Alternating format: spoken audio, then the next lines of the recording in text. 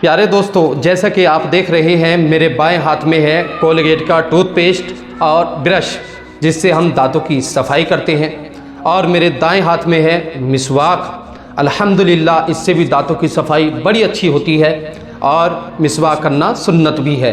چلیے یہ بات تو الگ ہے کہ یہ سنت ہے اور اس میں بھی کوئی معاملہ نہیں، اس سے بھی آپ دانتوں کی صفائی کر سکتے ہیں، ناجائز نہیں ہے، بالکل جائز ہے۔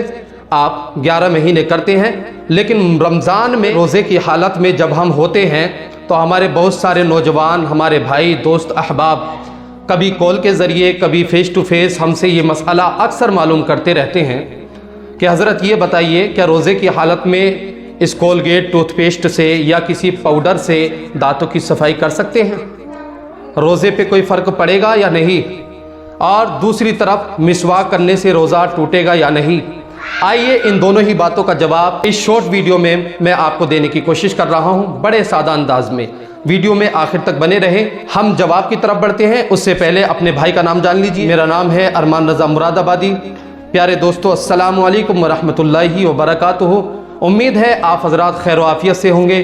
اللہ پاک آپ کو شاد و آباد رکھے، دین و دنیا کی تمام بھلائیوں سے مالا مال فرمائے۔ تو چلیے جان لیتے ہیں کیا ہے صحیح مسئلہ۔ دوستو یاد رہے، یہ کولگیٹ ٹوتھ پیسٹ ہو یا کوئی اور کمپنی کا پیسٹ ہو، ضروری نہیں کولگیٹ کا ہو، اور بھی کمپنی کے آتے ہیں، تو اس کے ذریعے ہمیں دانت روزے کی حالت میں نہیں صاف کرنے، دانت اس کے ذریعے نہیں مانجنے چاہیے۔ علماء فرماتے ہیں کہ روزے کی حالت میں جب ہم اس کے ذریعے دانت مانجتے ہیں تو آپ نے محسوس کیا ہوگا، نوٹس کیا ہوگا کہ آپ کو اس کا ذائقہ محسوس ہوتا ہے۔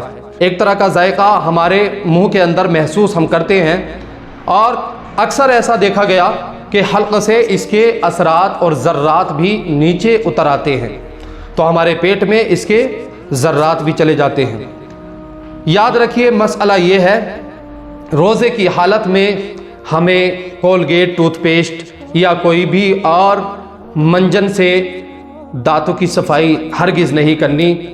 یاد رہے اس سے روزہ مکروہ ہو جائے گا، اور اگر اندیشہ ہے کہ حلق کے اندر اس کے اجزاء اتر گئے تو پھر روزہ فاسد ہو جائے گا۔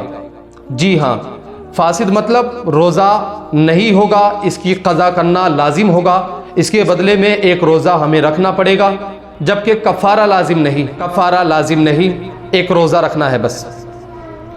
دوسری طرف ہے یہ مسواک۔ الحمدللہ ہمارے پیارے نبی صلی اللہ تعالی علیہ وسلم کی بڑی پیاری سنت ہے، اور سنت میں تو رحمت ہی رحمت ہے نا۔